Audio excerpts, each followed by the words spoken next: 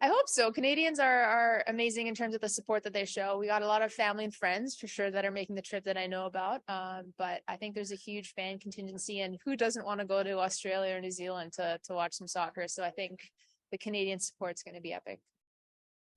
Take a few here from Zoom.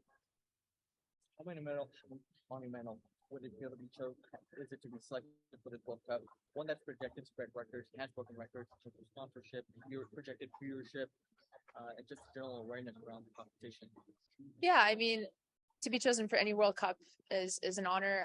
But in this one in particular, I think it's the biggest one in every way possible. And I think, as a ambassador for women's football, to be a part of that, to pave way for the future generations to come, I think it's amazing. And to be able to put on a performance for the fans and engagement and just continue to drive women's sport forward and forward is special to be a part of. Sentiments or feelings that this might be a tad overshadowed, given that the men's World Cup was 7-8 months ago compared to at least a year difference in past tournaments? No, I don't think so. I think, with the men's World Cup being so close and the women's following so quickly after, I think the excitement from the men's World Cup is going to carry on to the women's World Cup. I think, as you can see by the numbers and ticket sales and people are going to go, the interest is there. And I think, the interest in women's soccer and just soccer in general is worldwide. And I think you're just going to see it grow regardless if the men's cup was 7 months ago.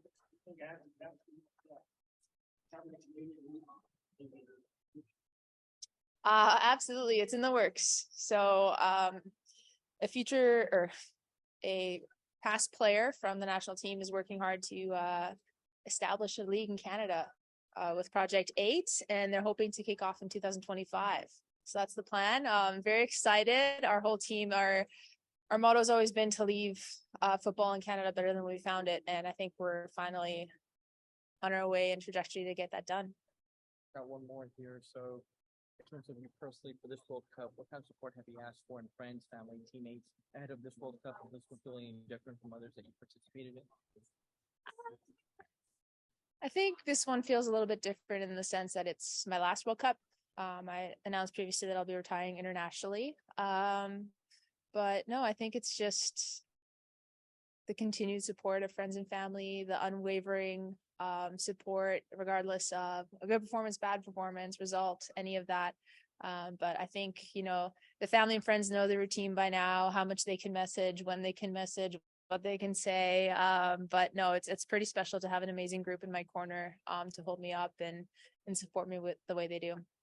Now, for this upcoming tournament, I represent the team, the city, your country at the World Cup here this summer. I think I'm pretty excited about it. I think I've said before, this will be my last World Cup, and I'm just ready to leave it all out on the field for Canada. So, wrinkle in that first game, you get to see a teammate across on the other side of the field.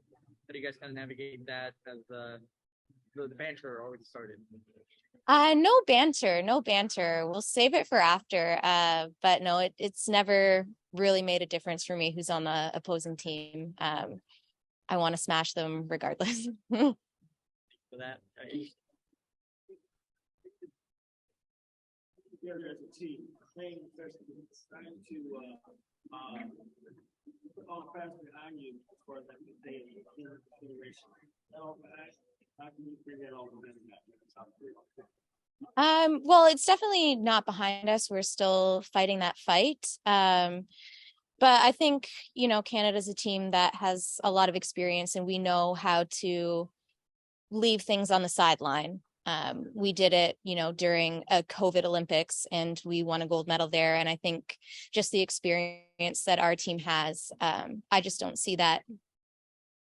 I don't see that translating to the pitch, the off the field drama that has been happening this past year. I think that we're experienced enough to be able to put that to the side.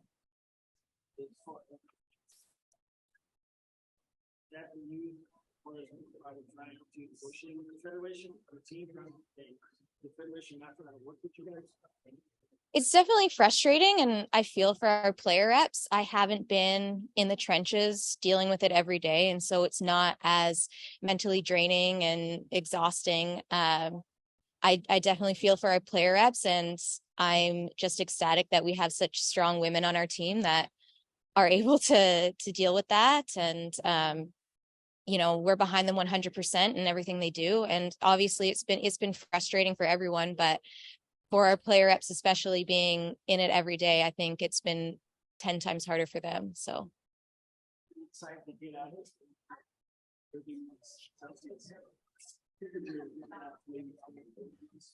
I am very excited to escape the heat. I think Melbourne is like 12 Celsius. I looked at the highs, so it's going to be a little cold, and I'm definitely up for that. So Anything else? I'll throw in a few more from Zoom here.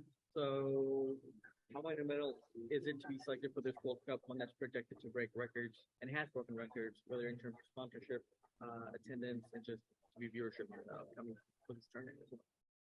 I think it's awesome. I think just every time that I can be a part of history, it makes me pretty proud. And getting to play against Australia at their home World Cup, I think that will be an amazing environment. And I'm looking forward to the tournament, and I think it's going to be well run, and I'm excited to get started.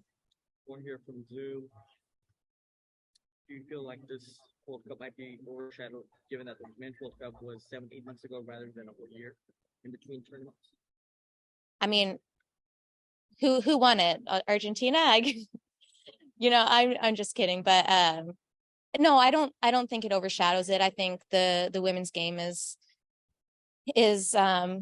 completely different and has, some of the same fans, but also a completely new fan base as well. So I don't think that any men's tournament really overshadow ours, even if they're close together. I think that the women's game is special in itself. So how does this Canadian team differ from last World Cup? It's a lot of the same players from the Olympic gold medal team. Obviously, it's a larger roster, and I think that only helps strengthen us and helps bring in reinforcements from the bench and keep us more fresh throughout the tournament. And I think that's super important. So we're pretty confident coming off that gold medal with the squad that we have now.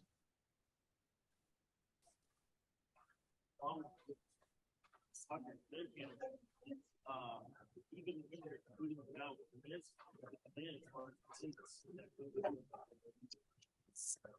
let's talk about the attendance for sport is dating. Yeah, I think because of our past successes, I think, the women's team has always been super popular in Canada, and the men's team has started to gain traction, winning CONCACAF to make it to the World Cup for the first time since the 80s. So, I mean, I think we're not competing against each other. I think we cheer for each other and we want each other to do well. I just watched the men's team play the US and was, rooting them on. Yeah, I mean, we compete for viewership, and I think filling stadiums, we both fill stadiums. I think it's pretty equal in Canada as far as the men's and women's team and what we bring for the country. We'll wrap up with that. Okay, thank you. And at the upcoming tournament here this summer. Yeah, I'm really excited to be called back in. It's been a long journey, getting back onto the field after my injury. But yeah, just to get the chance to be back with the team and get to, fight for a spot is really exciting. All right, this real quick. Yeah. Sorry. You're good.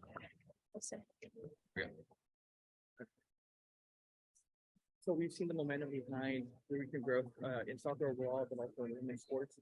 What does it mean to you to kind of take part in this edition of the World Cup that's already projected to break a variety of records, whether through sponsorship, revenue, attendance, awareness, for community to participate in a tournament like this?